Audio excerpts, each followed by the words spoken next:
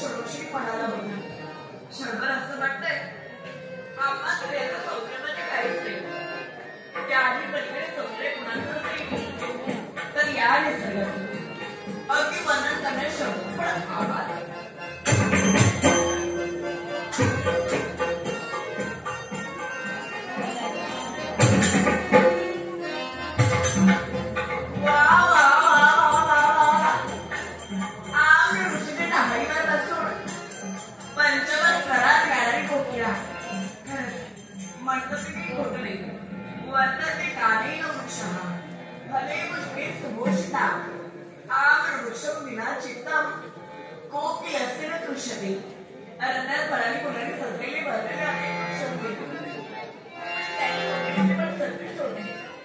तर आपल्या मधुर स्मरण गाण्यासाठी आम्रवृक्ष धावतो आणि म्हणूनच त्या आम्रवृक्षाच्या ढाळीवर बसून सुस्वर गायन करते आणि साऱ्यांचं मन मंत्रमुग्ध करते. पण असेही तरी असलं तरी आज ही वनपीठ शब्दात घालते खरी हवा तसा आनंद मिळत नाही. मग हे जर का आपण काव्यात केलं असेल तर हा वनराज तर मी माझ्याच मनात भरलाय असाच वनवास क्षणोक्षणी म्हणाला होतोय. क्षणोक्षणी म्हणाला होतोय. क्षणोक्षणी म्हणाला होतोय. माझ्या मनामध्ये वनरज हा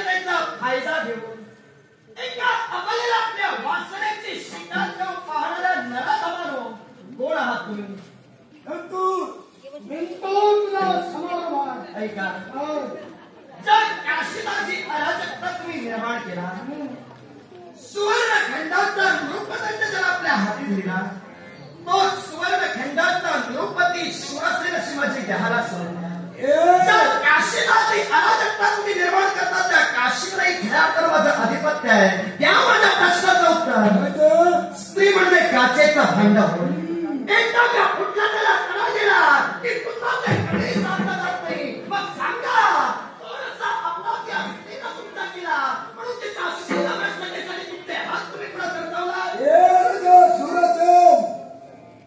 हिला आमचा अपराध केला नाही पण आम्ही मार्गाला जात असल्यावेळी या स्त्रीचं सौंदर्य पाहिलं सौंदर्य पातळी नेत्रात ही माझ्या भरली हिच्याबद्दल आकर्षण निर्माण झालं आणि ज्या भावना अंतर्यामी निर्माण झालं त्यात मी परिपूर्ण करतोय. नाव काय म्हणालास तू? दंतूर. हे दंतूर ब्रह्मदेवानं निर्माण केलेली ही सृष्टी आहे. या सृष्टीत ज्या सजीवानं जन्म घेतला ब्रह्मदेवाच्या सृष्टीतील प्रत्येक सजीव घटक आपल्या मनात निर्माण झालेल्या इच्छा परिपूर्णतेसाठी सदैव कार्यतत्पर आहे. पण स्वतःच्या मनातील सदिच्छा परिपूर्ण करत असताना दुसऱ्याच्या जीवनाची होळी करून स्वतःच्या सुखाची होळी भागण्याचा काय अधिकार तुला पोचतो? अरे प्रत्येक समोरच्या व्यक्तीच्या मनाचा विचार केला असेल समोरच्या व्यक्तीचा विचार केला असेल तर आपल्या इच्छा परिपूर्ण होत नाही तर स्वतःच्या इच्छा परिपूर्ण केल्या असताना दुसऱ्याच्या जीवनाची होळीच करावी लागते. पण माणुसकीचा धर्म सदैव ठेवणारा मी एक शास्त्रवंत आहे. तुझ्या मार्गात मी उभा राहिलो आणि थांबे शब्द माझ्या पवित्र वाणी तुम्ही उद्गारल्याच्या मुळाशी कारणच ते ठरलं. एका अबलेला सहकार्य करणं माझा धर्म आहे आणि तो धर्म मला सदैव दाखवायचा आहे. तेव्हा दंतूर मी तुला विनंतीपूर्वक सांगतोय धर्मानं स्थापन झालेली ही माझी काशी नगरी सत्याच्या जोरावर चालणाऱ्या माझ्या काशीत आज असत्यता आणि अपवित्रता निर्माण करू नकोस. तुझे पंचप्राण तुला प्रिय असतील तर अजूनही सांगा आणि माघारी जा.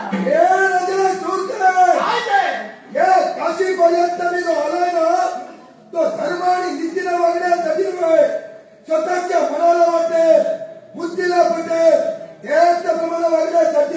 या काशीचं मांगल्य ज्या क्षत्रियांनी आजपर्यंत आम्ही सदैव ठेवलं त्या मांगल्याला जर तुम्ही काल बोलणार असाल तर मला जगसौख्यापासून नष्ट करून एका अबलेचं शील मी राखेन म्हटलं. अरे काय क्षत्रिय नंदन आशीच्या पुण्याची धोबी घेतो जरूर आणि माझ्या काशीत अधर्म चालत नाही हे सत्य. शंका आहे तुला का? शंका मला विचारलं बोल. तुझ्या असणाऱ्या प्रत्येक शंकेचं निराकरण राजा शूरसेन करेल. मग राजा शूरसेन तू म्हणतो त्या काशीत असत्याला ठरा नाही अधर्म कुणाकडे घडत नाही. मग मला सांग रे ऋग्वेद ब्राह्मणांचा पुत्र कुटीर काय करत होता रे? तो सुद्धा या काशीतलाच होता ना? शाबास दंतूर शेवटी वाट तुझी बदललीच. सरळ मार्गाला तुला समजावून सांगण्याचा माझा उद्देश होता पण तू तसा ऐकणारा नव्हे. बदलावी लागली. मार्ग बदललास आणि खोलात शिरून मला विचारतोय. माझ्या मुखातून निघणारे शब्द हे वाऱ्यावरचे नाही. ज्या काशीचं अधिपत्य मी सांभाळतोय ना या काशीत घडणाऱ्या प्रत्येक घटनांचा आढावा घेऊनच तुझ्या नेत्रासमोर अति निर्भीड छातीने राजा शूरसेन उभा राहिला. तू म्हणालास काशीत अधर्म होत नाही अत्याचार इथं चालत नाही आणि अधर्माला ठरा नाही. मग कुटीर सुद्धा या काशीत केला होता. एक ब्राह्मण पुत्र असून वेश्यागमन करत होता जुगार खेळत होता. मग हे सारं काही तुम्हाला करत होतं नदीला प्रचार सुद्धा करत होता ना. वक्तव्य तुझं असत्य असं मी म्हणणार नाही. बोललास ते त्रिवार सत्यच बोललास. तुझ्या मुखातून निघणारा प्रत्येक शब्द सत्य आहे तुम्ही मान्यच करतोय पण माझ्या मुखातून निघणारे शब्द हे सुद्धा सत्यच आहे. या काशीचं मांगल्य अजूनही सतेज आहे. या काशीत खऱ्या अर्थानं धर्म अजूनही सतेज आहे. आता तो कसा हे शब्द मी तुला पटवून देणार. आणि ज्या कुटीराचं उदाहरण तुम्हाला देतो आहेस, या कुटीराचा जन्म या काशीतच झाला. मुळातच 10 खंड, भरतखंड, पुष्करखंड, हरिखंड, रम्यखंड, सुवर्णखंड, इरावृत्तखंड, इंद्रखंड, केतुखंड, पद्माक्षरखंड आणि दशमखंड म्हणजे काशी. या दशमखंड काशी ज्या कुटीरानं जन्म घेतला. अरे मुळात काशी या शब्दातच पवित्रता जणलेली आहे. ती जर खोल वाकून जर बघितली असतीस तर ती तुला कळली असती. आता परमेश्वरानं तेवढी अक्कल तुला दिली नाही, हा दुसरा भाग झाला. पण तुझ्या प्रश्नाचं जर उत्तर द्यायचं झालं तर दंतूर ज्या कुटीराने या काशीत जन्म घेतला त्याचा बाप म्हणजे ऋग्वेदी ब्राह्मण. 4 वेदांचा परिपूर्ण अभ्यास त्याला केला होता. पण हा ब्राह्मण कुष्ठरोगासारख्या महाभयंकर रोगानं पीडित झालेला होता. याची कल्पना तुला आहे की नाही याबद्दल मला बोलायचं नाही. मी फक्त तुझ्या प्रश्नाचं उत्तर देणार आणि पुढे जाणार. कुष्ठरोगानं तो ऋग्वेदी ब्राह्मण पीडित असल्या कारणानं कुष्ठरोग हा संसर्गजन्य रोग आहे. त्याचा फैलाव इतरत्र होऊन जनमानसात खऱ्या अर्थानं विस्कळीतता निर्माण होऊ नये म्हणून या काशीतील साऱ्या ब्राह्मणांनी त्याला वाळीत टाकलं होतं. त्याला वाळीत टाकल्या कारणानं 4 वेदांचा परिपूर्ण अभ्यास त्या ऋग्वेदी ब्राह्मणाचा असून सुद्धा त्याच्या मनात शैल्य निर्माण झालं होतं. आता त्याच ब्राह्मणाचा पुत्र हा कुटीर.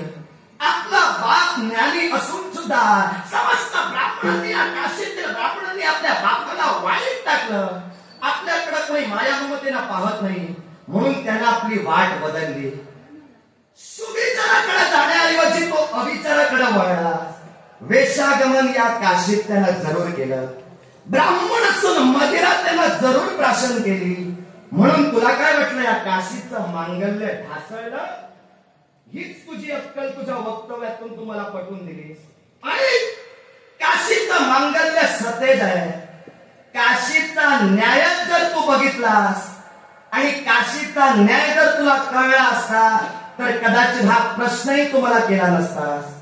अरे ब्राह्मण असून सुद्धा ज्यानं काशीत जन्म घेऊन सुद्धा काशीची पवित्रता डागाळण्याचा प्रयत्न केला त्याला कठोर शासन झालेलं आहे. आता ते शासन कोणतं? क्षत्रिय राजकर्ता त्यावेळीचा. मी त्यावेळेचा न्यायाधीश नव्हे. आता मागचं तू सांगितलंस म्हणून तुला सांगतोय. त्यावेळेचा राजा त्याला शासन करू शकला नसता. याच्या मुळाशी कारण ब्राह्मण क्षत्रियांना वंदनीय आहे आणि म्हणून कदाचित त्या राजकर्त्यांनी त्यावेळी त्या कुटीराला शासन केलं नाही. पण या काशीचा न्याय अजूनही पवित्र असल्या कारणानं कुटीराला शासन झालेलं आहे. ते शासन कुणी केलं? या जगाचा राजा, या विश्वाचा सैन्यकर्ता जो एक ब्राह्मण आहे त्या देवराज देवेंद्रांनी त्या कुटीराला शासन केलं. हे विसरलास की काय? मग सांग.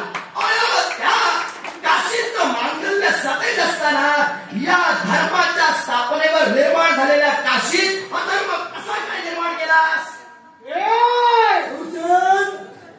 अरे माझी अक्कल करतोस तुम्हाला. क्षत्रिय राजकर्त्यांनी शासन केलं याला कारण काय? तर ब्राह्मण क्षत्रियांना वंदनीय म्हणून शासन केलं नाही. पण जगाचा राजकर्ता देवेंद्र याला त्याला शासन केलं. मग माझा आता तुमच्यावर आरोप आहे. आरोप? कुटीर वाह्यात केला याला जबाबदार तुम्ही. कसा काय? मला सांगा. ऋग्वेद ब्राह्मणाला कुष्ठरोग झाला होता हे सत्य ना? कुष्ठरोग हा संसर्गजन्य रोग आहे. तो जर का इतरांच्या सानिध्यात राहिला असता इतरांना त्याची लागण झाली असती. म्हणून तुम्ही त्याला वाईट टाकला म्हणजे वेशेवर ठेवला. ब्राह्मणांनी त्या वाईट टाकलं. मग मला सांग क्षत्रिय राजकर्त्यांनी याचा योग्य निर्णय घेऊन त्याला हवा नको ते पुरवायला नको. एक गोष्ट कायम लक्षात ठेव. रास्त शंका उपस्थित केली, कौतुक करेल या शंकेचं. जे क्षत्रिय राजकर्ते आहे त्यांनी त्या ब्राह्मणाचा विचार जरूर करायला हवा होता. तुला काय वाटतं विचार केला नव्हता? पण तुम्ही जर विचार केलात तर कुटीर वाह्यात गेला कसं? प्रश्नाचं रास्त उत्तर देईन. विश्वात व्यक्ती तेवढ्या प्रवृत्ती आहे, तो कसा गेला हे मला विचारू नकोस. गेला ते सत्य आहे, मान्य करून चालतोय. ऋग्वेदी ब्राह्मण हा कुष्ठरोगानं पीडित होता. अर्थात एका क्षत्रियानं एका ब्राह्मणाचा विचार करण्यापेक्षा लाखांच्या लाख जनतेचा विचार करावा. त्या ब्राह्मणाला न्याय देत असताना तो रोग जर जनमानसात फैलावला असता, एका बरोबर अनेकांना शासन घडलं असतं. आणि म्हणूनच कदाचित त्या ब्राह्मणाचा विचार त्यावेळेच्या राजकर्त्यांनी केला नसेल. पण या अयोध्येचा, या काशीचा न्याय सतेज आहे म्हटलं. आता तो कसा आहे मी तुला पटवून दिलेला आहे. तेव्हा मी पुन्हा पुन्हा तुला सांगतोय, या काशीत तू अपवित्रता निर्माण करण्याचा प्रयत्न करू नको. हा कोण? तू वादविवाद करतोस. तुमचा सारा प्रवाह तुम्ही पाहिला. अरे त्या काशीच्या बाबतीत तू बोलतोय. या काशीत तू धर्म सत्तेच ठेवण्याच्या गोष्टी करतोय. मी तर म्हणत ही काशी पवित्र काशी नव्हे, ही काशी अपवित्र तुम्ही क्षत्रियांनी केलेली आहे. नाव काय तुझं? माझं नाव बिंदू. काय? हो, बिंदूर नाव त्याचं. बिंदूर. आता शंका अधिक दाटली. कारण यानं प्रथम तर माझ्याशी वक्तव्य केलं. त्याला समजून सांगण्यासाठी आपल्याला मी माझ्या पीळ सुद्धा मारली. पण त्यावेळी तू काही बोलला नाही. आता जो शिरा काढून बोलतोय ती त्याची बाजू कुठं कमी पडते तोपर्यंत वाट बघत होतास.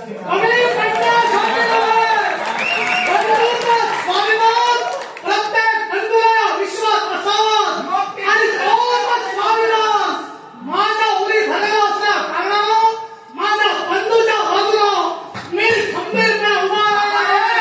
आणि मला मान्य आहे, सांगताच्या क्षणी तू तुझी बाजू मांडलीस की मांडलीस हे तुझा या विश्वाने ठरवून द्यावं. पण ही काशी अपवित्र कशी झाली ते मात्र मी छाती ठोकपणे तुला सांगणार आहे. म्हणजे तयारी करूनच फिरता. तयारी केल्याशिवाय कुठंच जात नाही. कारण सांप्रतचे क्षणच तसे. समुद्र जर कमकुवत दिसला तर त्याला दाबून ठेवण्याचा प्रयत्न फार केला जातो. बाबा मी तुमच्यापैकी दोघात कोण कमकुवत आहे किंवा कोण सबल आहे यावर बोलणार नाही. तुमचा कमकुवतपणा तुम्ही दाखवून द्या किंवा तुमच्यात असणारं श्रेष्ठत्व तुमचं तुम्हीच पटवून द्या. तू ठामपणे काय म्हणालास, तुम्ही काही बोला, पण या काशीत जी अपवित्रता निर्माण झाली, काशी ज्या धर्मावर स्थापन झाली आहे ती काशी अधर्माची आहे मी पटवून देणार तू बोलला. मग जे शब्द तू उद्गारलेस ते सत्य कसे पटवून दे. जे मी बोललोय ते मी तुला पटवून देणार आहे. ज्या काशीत सांप्रत उभा आहे, याच काशीचा राजकर्ता म्हणजे राजा वीरमणी. आणि ज्या वीरमणीनो केवळ स्वतःच्या स्वार्थासाठी बाल हत्याला काशीत गेली. मग मला सांग, बाल हत्येसारखं महात्मा या विश्वात दुसऱ्या कुठलाच नाही. मग मला सांग, ती बाल हत्या या काशीत केल्याच्या नंतर या काशीला तुम्ही पवित्र काशी कसं काय म्हणतात? बिंदूर छान बोलला. जे काही इतिहास तुम्ही दोघांनी मांडलेत ना ते घडलेलेच मांडले, सत्य तेच मांडलात तुम्ही. पण काय माहितीये का, फक्त दोघांनी माझ्यावर एक कृपा करा. आता तुझ्या प्रश्नाचं उत्तर जर तुला समर्पक जाणून घ्यायचं असेल तर कृपया मी बोलत असताना दोघांपैकी कुणी मध्यंतरी मात्र बोलू नका. अशी वाईट सवय आम्हाला मिळत नाही. त्याचा प्रश्न मी त्याला स्पष्ट करून देत असताना तू मध्ये कोरडला. तेव्हा तो तिथला प्रश्न थांबला. आता तुझ्या प्रश्नाचं जर उत्तर तुला हवं असेल कृपा करा. त्याला समजावतो मी. मला उत्तर हवं. प्रश्नाचं जर तुझ्या उत्तरच तुला हवं असेल, मी अजूनही माझ्या शब्दांवर ठामच आहे. काशी ही अजूनही धर्मानच चालली आहे. कशी काशीत अधर्म आता तुम्ही हा करता. आता तू काय म्हणालास, राजा वीरमणी बाबतीत तुम्ही बोलला. राजा वीरमणीनं बाल हत्या जरूर केली, पण त्या लहान बालकाची हत्या राजा वीरमणीनं केली होती. तो लहान बालक कोण होता याची कल्पना तुम्हाला कदाचित नसेल. कारण मी या काशीचा घटक आहे. सांप्रत या काशीवर माझं अधिपत्य आहे. त्यामुळं तुम्ही कुणाचं तरी ऐकलेलं सांगताय आणि आता मी ते सांगणार ते स्वानुभवाचं. कारण त्यावेळेचे जे राजे होते म्हणजे राजे वीरमणी यांच्या बाबतीत तुम्ही बोलतात, त्यांच्याशी माझा संबंध आहे. आता त्यांच्या मागून आता मी राजा झालोय. त्यामुळं मी सांगणार तेच खरं, पुन्हा सांगतोय मी सांगणार तेच खरं, तुम्ही काय बोलणार ते नाही. ऐक, छाती पुढं काढलीस आणि राजा वीरमणीचं प्रकरण स्पष्ट करून तू दिलं. जे बोललास ते सत्य बोललास, त्यावर मी टीका करणार नाही. पण राजा वीरमणीनं ज्या बालकाचा शेवट केला तो अधर्मासाठी केला नव्हता, तो धर्म प्रस्थापनेसाठीच केला होता. आता तो कसा? ज्या बालकाचा शेवट राजा वीरमणीच्या शस्त्रानं झाला ते लहान बालक आधी कुणाचं याची तुम्हाला कल्पना असेल किंवा नसेल त्याबद्दल मी बोलणार नाही. मी सांगणार, काळजी करू नका. आता तो बालक कोण? शिवशंभू महादेवांची प्रिय भक्ती जी कौमार्य अवस्थेपासूनच शिवशंभू महादेवांची खऱ्या अर्थानं ध्यान धारणा करत होती. ती म्हणजे राजा वीरमणीची सख्खी बहीण. या बहिणीला तिच्या भक्तीचा प्रसाद म्हणून शिवशंभू महादेवांनी ते बालक प्रदान केलं होतं आणि त्यावेळी तिला कथित केलं होतं, मी हे बालक तुझ्या भक्तीचा प्रसाद म्हणून तुला देतोय. याच्या मुळाशी कारण आहे. पुढे येणारा प्रसंग फार भयंकर आहे. अर्थात या माझ्या भक्तीला त्या प्रसंगातून खऱ्या अर्थानं सुखरूपरित्या बाहेर काढण्यासाठी हा बालक जो माझ्या तेजापासून मी निर्माण केलाय तो तुझ्याकडे देतोय. आणि म्हणून शिव आज्ञा मान्य करण्यासाठी राजा वीरमणीच्या भगिनीनं त्या बालकाचा खऱ्या अर्थानं स्वीकार केला.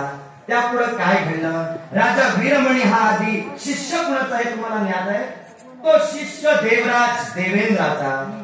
देवराज देवेंद्राबद्दल मला बोलायला लावू नका.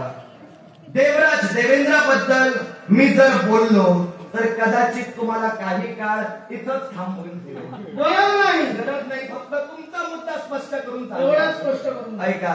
राजा वीरमणी हा देवराज देवेंद्रांचा शिष्य. अर्थात त्यांचा आणि राजा वीरमणींचा जो तात्विक वाद झाला होता त्या तात्विक वादावरून त्या देवराज देवेंद्रांनी राजा वीरमणीची परीक्षा घेण्यासाठी मैत्रेय ऋषींचा वेश धारण करून त्याच्यापर्यंत ते गेले होते. याची तुम्हाला कल्पना असेल की नाही याबद्दल मला बोलायचं नाही. पण महंतांच्या शापामुळे जी परिस्थिती निर्माण झाली, राजा वीरमणीची पत्नी, या पत्नीला तिच्या स्मृती खऱ्या अर्थानं तिच्यापासून वेगळ्या झाल्या. शिवाय तिची बहीण, राजा वीरमणीची बहीण हिची शिळा झाली होती. अर्थात उत्शापानुसार एका नवजात बालकाच्या रक्ताचं सिंचन जर दोघांवर झालं तरच खऱ्या अर्थानं ती परिस्थिती पूर्ववत होणार होती. आणि म्हणूनच त्यावेळी शिवशंभू महादेवांनी दिलेलं ते बालक कामी आलं. यात राजा वीरमणीला अपराधी धरू नका. ती शिवलीला काय होते आधी ओळखा आणि मग माझ्याशी बोला. शिवलीलेचं नाव सांगून तू जर बाजू मारण्याचा प्रयत्न करत असेल तर माझं तरी थांबलं नाही. त्याला राजकर्त्यानं त्याने स्वतःच्या स्वार्थासाठी त्या नवजात बालकाचा जीव घेतलेला होता.